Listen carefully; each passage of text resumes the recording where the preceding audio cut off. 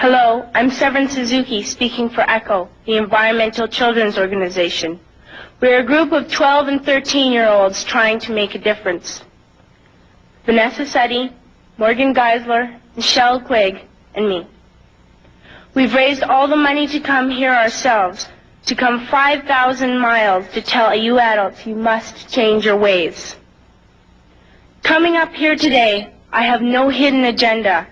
I am fighting for my future. Losing my future is not like losing an election or a few points on the stock market. I am here to speak for all generations to come. I am here to speak on behalf of the starving children around the world whose cries go unheard. I am here to speak for the countless animals dying across this planet because they have nowhere left to go. I am afraid to go out in the sun now because of the holes in our ozone. I am afraid to breathe the air because I don't know what chemicals are in it.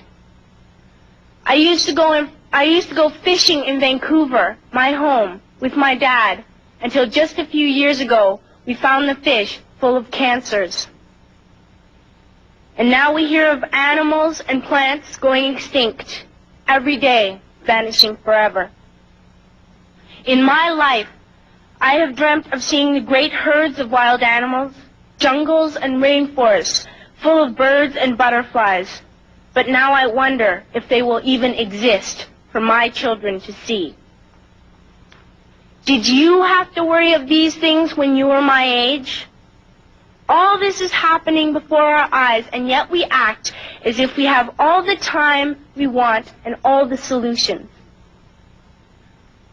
I'm only a child, and I don't have all the solutions. But I want you to realize, neither do you. You don't know how to fix the holes in our ozone layer. You don't know how to bring the salmon back up in a dead stream. You don't know how to bring back an animal now extinct. And you can't bring back the forest that once grew where there is now a desert. If you don't know how to fix it, please stop breaking it. Here, you may be delegates of your government, business people, organizers, reporters, or politicians, but really, your mothers and fathers, sisters and brothers, aunts and uncles, and all of you are someone's child.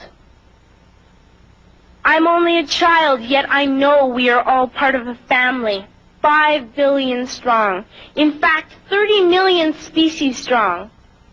And borders and governments will never change that. I'm only a child, yet I know we are all in this together and should act as one single world towards one single goal. In my anger, I am not blind, and in my fear, I am not afraid of telling the world how I feel.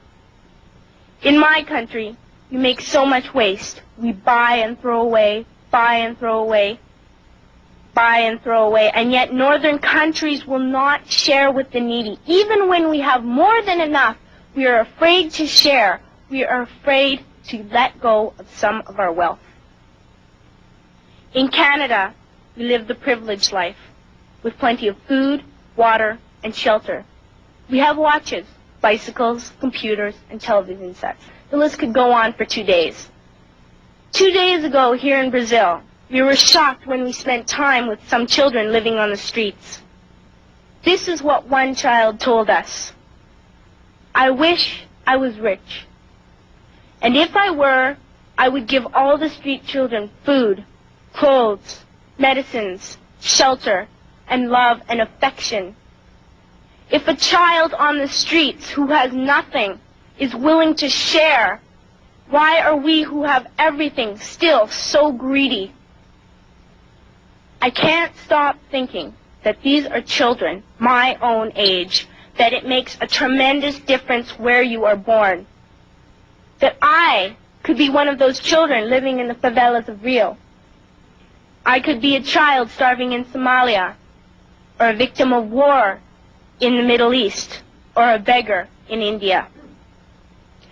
I am only a child, yet I know if all the money spent on war was spent on finding environmental answers, ending poverty, and finding treaties, what a wonderful place this earth would be. At school, even in kindergarten, you teach us how to behave in the world.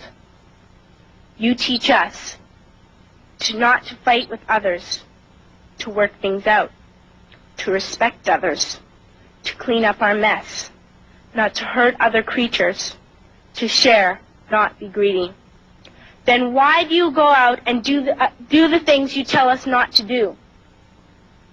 Do not forget why you are attending these conferences, who you're doing this for.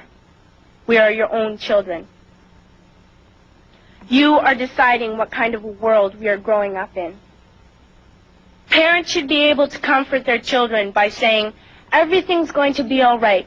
It's not the end of the world, and we're doing the best we can. But I don't think you can say that to us anymore. Are we even on your list of priorities? My dad always says, you are what you do, not what you say. Well, what you do makes me cry at night. You grown-ups say you love us, but I challenge you, please, make your actions reflect your words. Thank you.